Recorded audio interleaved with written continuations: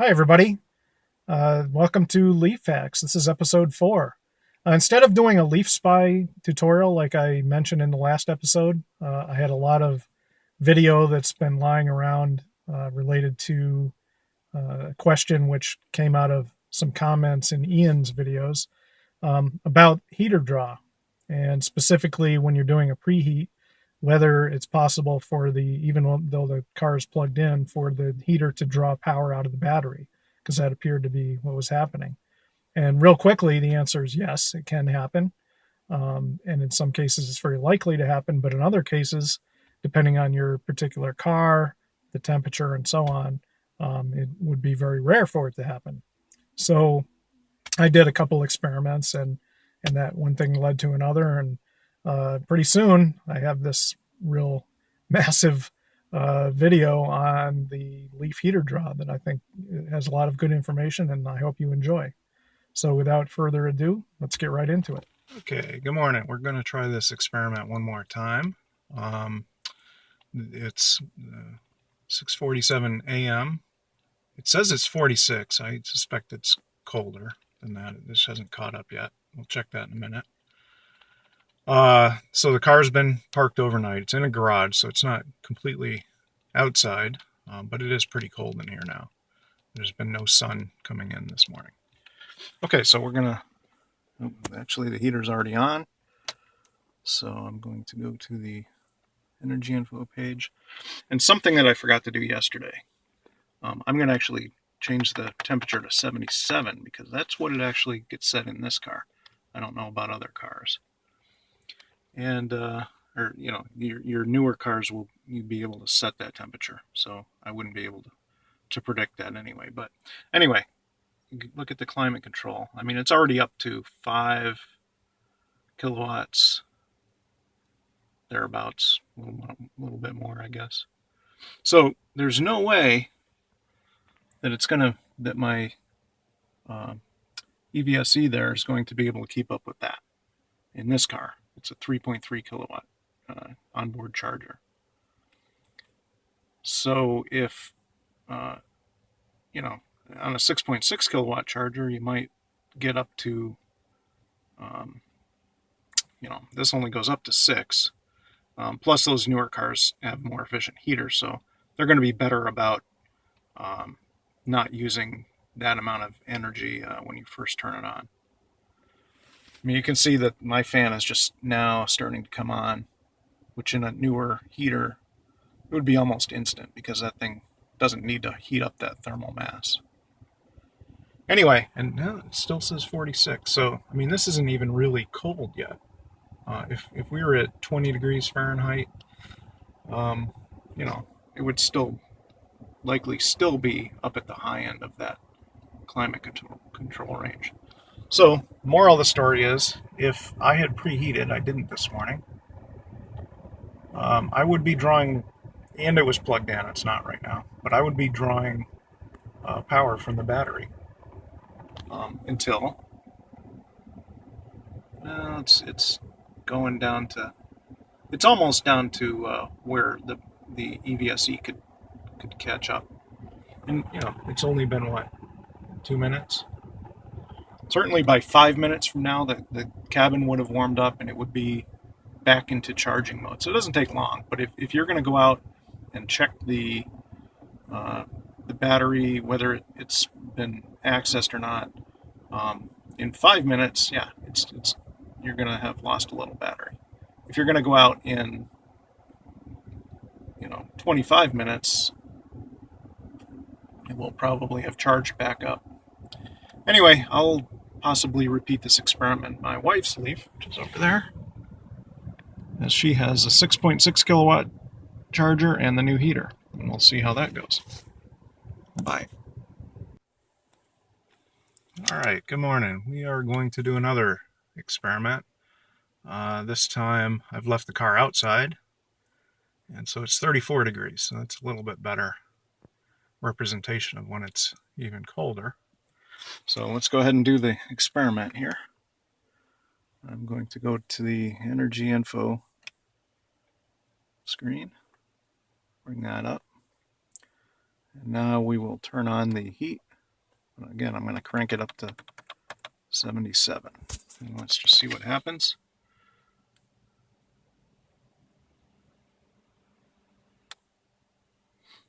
Okay, here comes the heater kicking on.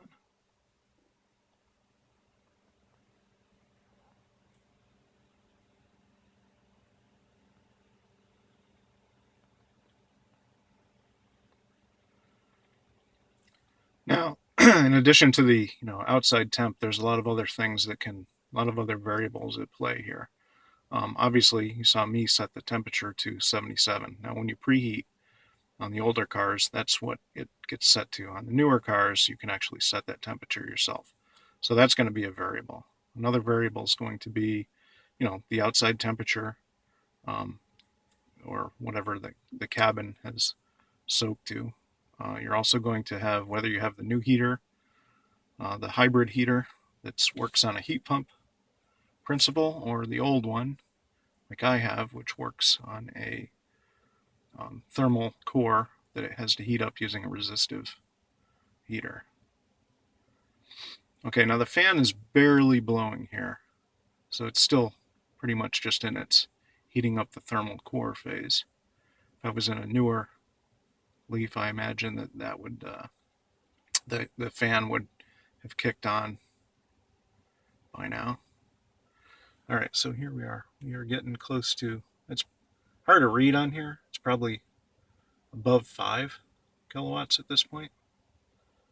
It's hard to tell exactly what. Okay, seems to have at least stabilized now. So I'm going to.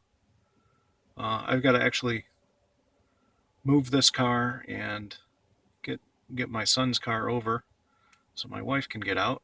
And so I'm going to let the car sit a little bit, and we can see how long it takes before it starts dropping, if at all.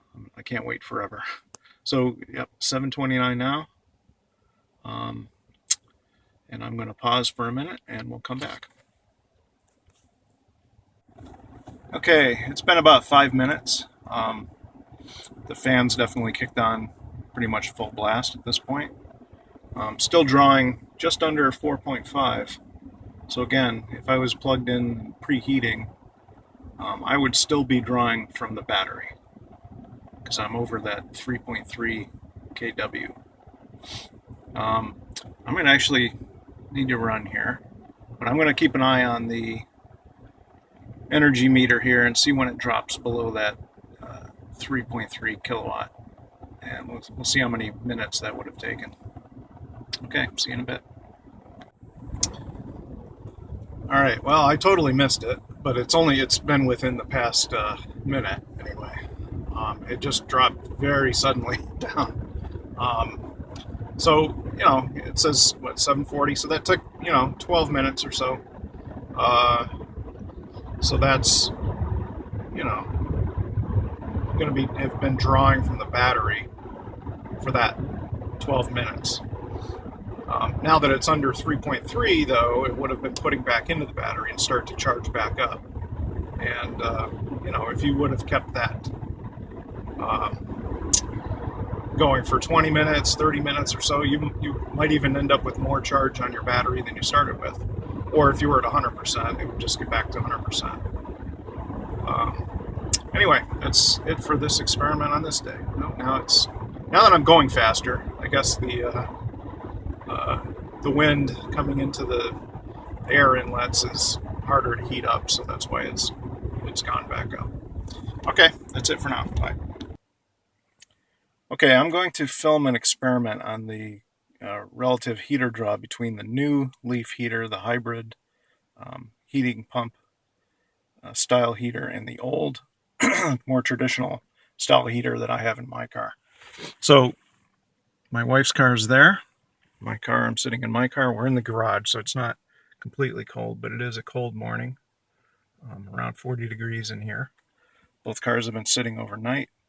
And what I'm going to do is I'm going to run them each for 10 minutes and just kind of compare, hopefully side by side, the power draw. So I've got both heaters set to 70 degrees. Turn that off. And I'm going to just turn this on. Ready, set, go.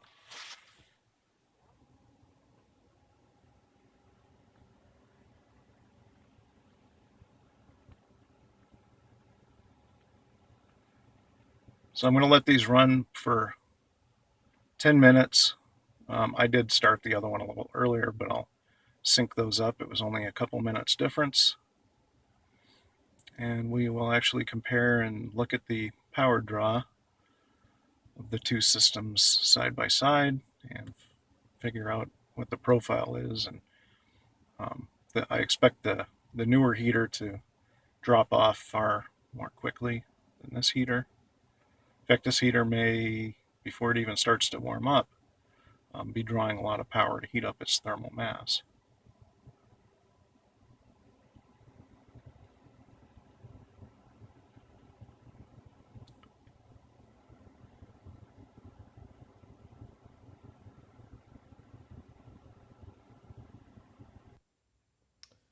Okay, so during this part, I've actually compressed this video stream 4 times as the subtitles are showing, which means that this particular clip was originally 8 minutes long. Now it's down to 2. Unfortunately, that's as fast as I could actually compress it without taking 2 passes, but whatever. So sorry, it's a little bit boring during this part, but at least you can kind of follow along with what's going on. So what I did was to take the data in the, just looking at the gauges during the normal speed. I think every 10 seconds I put down what the actual reading on the gauges was, as well as I could determine. I mean, you can tell that it's pretty tough to read, but I think I get reasonably close. And then I collected all that data, put it into a spreadsheet, and after this this segment, I'll show you the data, which actually turned out to be pretty interesting. And I combined it in several different ways to show different aspects of what's going on here. But it's pretty cool. I think that I was able to sync up the times of the 2 heaters, using video editing, and I think I got a pretty good comparison here.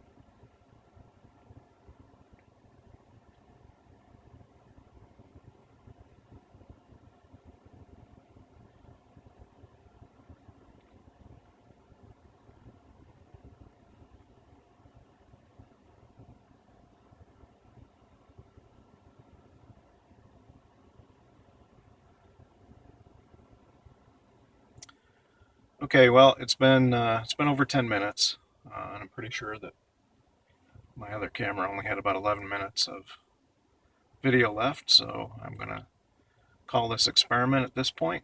We'll go compare the data. Again, this is about as close as I can think to get to a apples to apples comparison. Everything is all the same. I started the cars in the same cold soaked temperature and ran them for both at 70 degrees for the same amount of time, and we can compare them side by side. So looking forward to seeing what the data shows. Okay, so let's look at the data here. So this first chart, again, I captured the heater power draw in both cars every 10 seconds. And the older heater, which is my car, is shown in green. That's the power draw on the left. And the red is my wife's car, which is the newer heater style. So, I mean, first of all, you can see that the newer heater definitely draws less than the older heater. I'm also showing on here the blue line there is the 3.3 kilowatt line. So, I mean, again, this isn't quite exact. I mean, there's losses in the system and so on, but anything that's above that line, at least on my car with the 3.3 kilowatt charger, if the power draw is higher than that line, that basically means it has to be pulling from the battery, even if it's plugged in and preheating. So, in this particular case, that whole section from, what is it, about 30 seconds to around almost 5 minutes would all be pulling from the battery. So we'll get to some more on that on the next, in a couple charts. So the next chart just kind of shows the cumulative power draw for each one of the two cars over time. So you can see that, as time goes on, the older heater's just drawing more and more power compared to the newer heater. The next chart, again, now we're just looking at my car, the 2012 with the older heater. This is just looking at that same data on the first chart in a little bit different way. So I basically have reset the axes down so that now it's showing when the car is actually pulling power from the wall versus pulling from the battery. So anywhere where you see green, that means that the heater is actually using less than the 3.3 kilowatts that it can get from the wall. So that excess power is actually going back into the battery if it's not yet fully charged. And again, this is a case where, for example, you were doing a preheat and it was plugged in. The red here shows where the heater's actually drawing more than that 3.3 kilowatts. And in this case, if you were doing a preheat and it was plugged in, even if it was plugged in, it would be actually drawing power from the battery. So you can see here again from that kind of 40 or 50 second mark to 4.5 minutes, all during that time, at least on this particular day, it would have drawn power from the battery during that period of time. Okay, so I've got one more chart here. This is, again, kind of just showing that cumulative power draw over time. And the way you want to interpret this chart is anything above the axes, that's basically showing that energy is being added to the battery at that time. So for example, if it crosses the axes at, around 2 minutes and 10 seconds. If you were to actually, again, being preheating and having it plugged into the wall, after 2 minutes and 10 seconds, you would basically have a net add or subtract from the battery of nothing. It would be approximately even.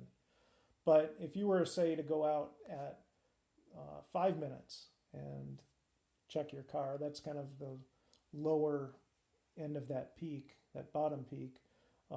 That represents the fact that your battery would be drained by that amount because the heater was actually drawing from the battery to that point.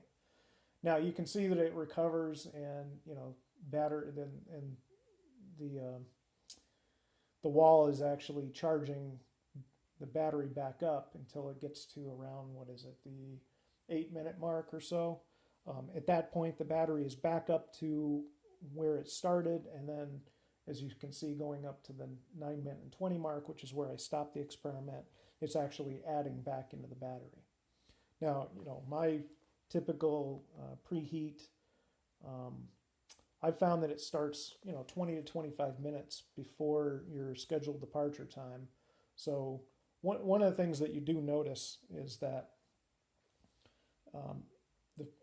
the first 8 minutes or so, it's just getting back to the level the battery was charged to. So if I charged to 80% after 10 minutes, after 8 minutes, it would be back to that 80% mark.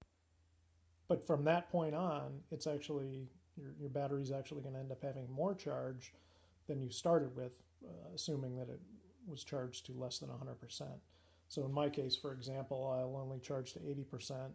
do a preheat, and then on this particular day, for example, at about 8 minutes, my battery's gotten back up to that 80% level, and then from then on, for the next 10 or 20 minutes until I leave, I may end up with 85% or 90% of capacity in my battery.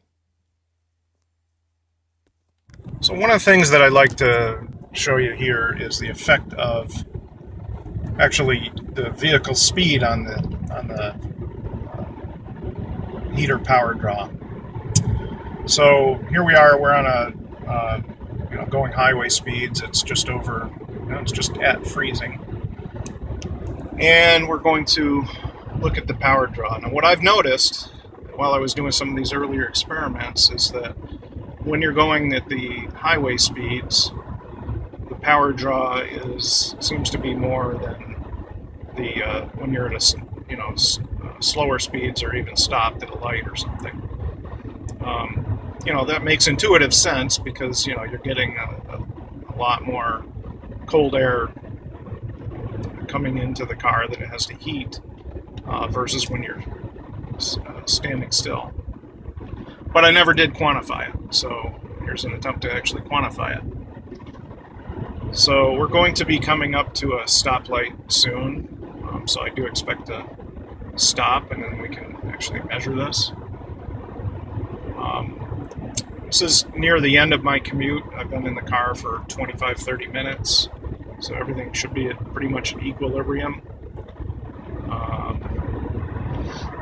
See that we're just pulling over 1 point, I'll call that close to 2 kilowatts from the heater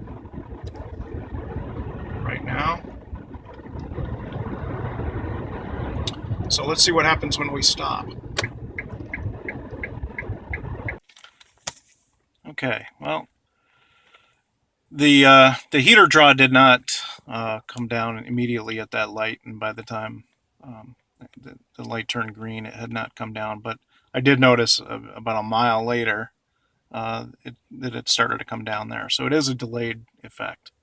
So it's about 3 minutes after I was at that light. I'm now stopped at work, and you can see that the power draw from the heater has dropped down to, I don't know, I'll call that 1.2 or so.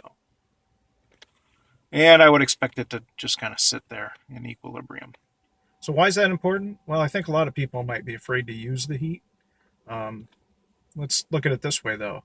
If you're going at high rate of speed on the highway and it is drawing more power that way, well, at least you're getting to your destination faster. And so you shouldn't be using the heater for that long. And as I showed earlier, the actual power draw from a heater in equilibrium anyway is not that significant compared to what your normal driving power draw is going to be. On the other hand, if you're stopped in traffic and you're thinking, oh boy, the heater draw is going to kill me here, I need to turn off the heat, I say don't suffer. The heater draw seems to drop pretty significantly when you're stopped. And actually, I'm looking at it now, and it's dropped again. It's now in the 0.8 range. So that's compared to 2 kilowatts while I was actually at highway speeds. And 0.8 kilowatts is just not a lot. So don't suffer if you don't have to. I mean, you can do this experiment yourself. Keep an eye on it in your energy info page. I mean, if it's a very cold day and you live in the north, maybe it's going to draw a lot more. But before you just turn off the heater, actually take a look and see what the energy draw is before you suffer. Just to drive that point home, what I've done here is I've taken a picture of the energy info page while driving at a typical rate. So I think it was just under 20 kilowatt hour draw from the traction motor. And I've superimposed upon that the heater draw at the time, which looks like it's about halfway between 1.5 and 3 kilowatts. So let's call that 2.25 kilowatts. And I've shown that in red I've kind of superimposed that on the motor draw. And you can see that it's just a small sliver. It's not significant at all. So, even though the gauge on the right there makes it look like it's drawing a lot of power, it really isn't compared to what you're using to actually drive a car. So, thinking about this a little further, a lot of people like to blame the heater for the poor range in the wintertime. I do the same thing, but I just think that possibly the data shows that it's not necessarily the heater that's the biggest contributor, but simply the fact that the battery is just not as efficient when it's cold. I think that that is actually the biggest culprit. It could be interesting to see if the data bears that out. What do you think? How does it work in your car? Do you think the heater is the bigger drain than simply the loss of efficiency in the battery? Tell me about it in the comments. Okay, well, I think that's about it for now. I could probably think of many other experiments to do, but then this video would never get out. So I think I'll call it a wrap for now. If there is anything that you think I ought to try, please leave it in the comments below, or give me your feedback on what you found out with your heater.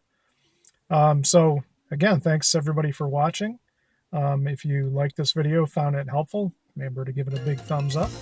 And I'd love to hear your comments in the comments below.